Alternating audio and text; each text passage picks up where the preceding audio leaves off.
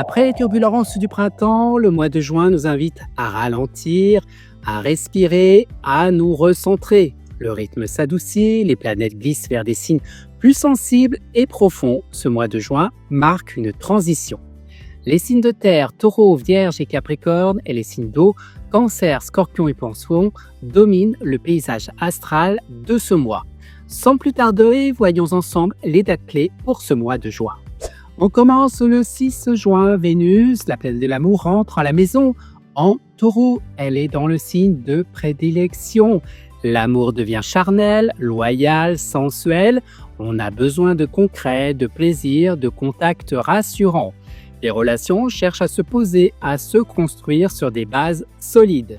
Alors, qui va profiter le plus? Eh bien évidemment, vous les taureaux, mais aussi les vierges et les capricornes. Regain affectif, envie d'aimer et d'être aimé. Par contre, pour les lions et les scorpions, des tensions sont possibles si les besoins de liberté ou d'intensité ne sont pas entendus. Le 8 juin, Mercure fait son entrée dans le signe du Cancer. Notre façon de penser et de communiquer devient plus émotionnelle. Mercure en Cancer, c'est la mémoire du cœur, le langage du ressenti. On est plus intuitif, plus affectif dans nos échanges et certains sujets du passé peuvent remonter pour être mieux compris. Les signes qui seront les plus concernés sont les cancers, les scorpions et les poissons.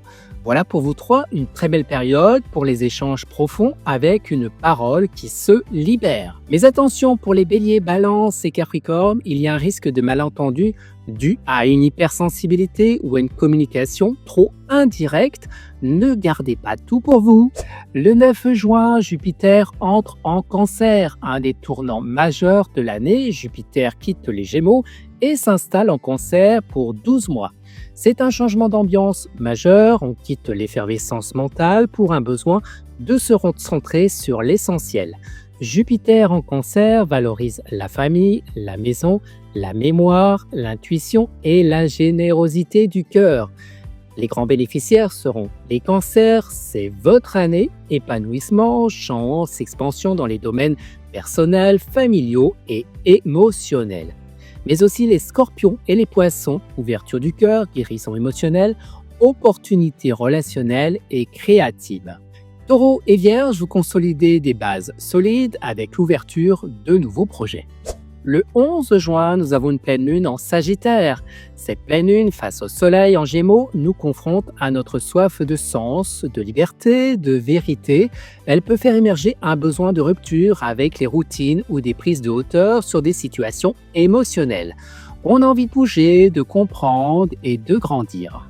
Alors à qui cela parle? Sagittaire, Bélier, Lion, c'est un appel à s'exprimer, à voyager, à aller vers ce qui élève. Révélation, décision, mais aussi lâcher prise. Gémeaux, Vierge et Poissons, une tension possible entre raison et intuition, entre liberté et attachement.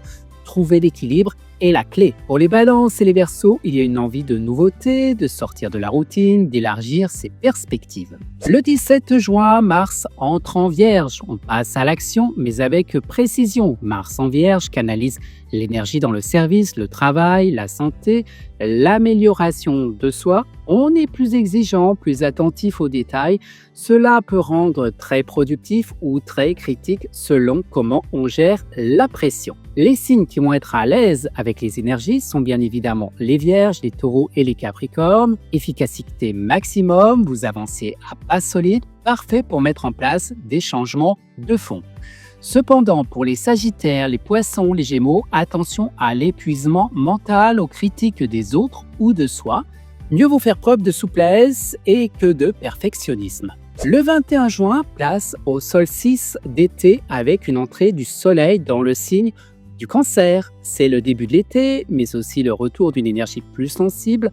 Le soleil en Cancer nous ramène à notre foyer, à notre monde intérieur, on ralentit, on se reconnecte à nos émotions profondes, à nos racines. Les signes qui seront mis en lumière, Cancer bien sûr, c'est votre saison, votre rayonnement, mais aussi les poissons et les scorpions, une période où vous êtes en phase avec l'atmosphère ambiante. Le 25 juin, nous aurons une nouvelle lune en Cancer. Cette nouvelle lune nous invite à poser une attention liée à notre vie intérieure, notre sécurité affective et nos relations familiales. Elle nous pousse à semer une graine pour objectif de grandir dans la douceur et non dans la performance. Les signes qui seront les plus réceptifs sont les cancers, les poissons et les scorpions.